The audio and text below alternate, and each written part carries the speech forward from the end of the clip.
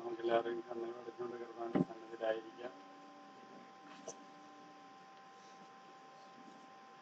വീണ്ടും ഒരു മകളുടെ ജപമാലയിലേക്ക് കടന്നു വരാനുള്ള ദൈവം നമ്മളെ അനുവദിച്ച് നമുക്ക് പ്രാർത്ഥിക്കാം. അടുത്ത സെക്കൻഡ് നമ്മുടേതല്ല, അടുത്ത സെക്കൻഡ് പിതാവിൻ്റെതാണ്. എന്ത് സംഭവിക്കും, എങ്ങനെ സംഭവിക്കും നമുക്ക് നിർണ്ണയിക്കാൻ സാധിക്കുകയില്ല. കർത്താവിൽ ആശ്രയിക്കുന്ന മക്കൾക്ക് യാതൊന്നിനും കുറവുണ്ടാകുകയില്ല. റോമ 8:31 പറയുന്നുണ്ട്, ദൈവം നമ്മുടെ പക്ഷത്താണെങ്കിൽ ആര് നമുക്ക് എതിര് നിൽക്കും? നമുക്ക് നമ്മളിലേക്ക് തന്നെ ഒന്ന് തിരിഞ്ഞു നോക്കാം. ഈശോയെ, ഞാൻ ഇന്ന് വരെ നിന്നെ ആത്മാർത്ഥതയോടെ അറിഞ്ഞിട്ടുണ്ടോ? ഈശോയെ, നിനക്ക് വേണ്ടിയിട്ട് ജീവിക്കുവാനായിട്ട് ഞാൻ തയ്യാറായിട്ടുണ്ടോ?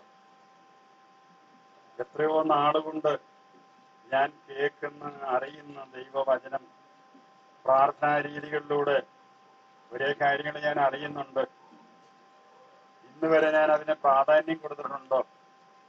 വെളിപാട് 3:20 പറയുന്നുണ്ട്, ഇതാ നിന്റെ ഹൃദയ കവാടത്തിൽ ഞാൻ മുട്ടി വിളിക്കുന്നു, എനിക്കായി ആരെങ്കിലും തുറന്നു തന്നാൽ ഞാൻ അവരോട് കൂടെ വാസം ഉറപ്പിക്കും.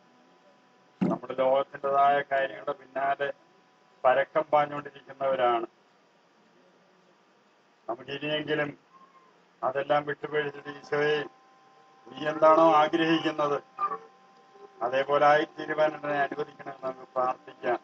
നമുക്ക് പ്രാർത്ഥനയിലേക്ക് കടന്നു വരാം. പിതാവിന്റെയും പുത്രന്റെയും പരിശുദ്ധാത്മാവിന്റെയും നാമത്തിലാണ്. എന്റെ പിതാവേ, രാവിലെ വരെ വാക്കുകൊണ്ടോ പ്രവർത്തിക്കൊണ്ടോ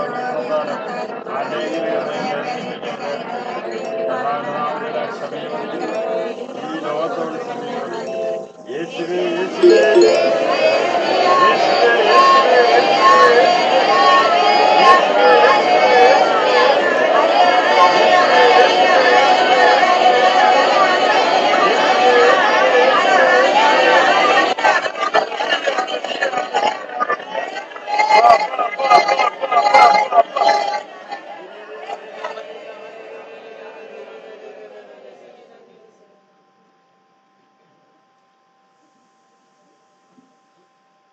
പുതിയൊരു ജനനം നൽകും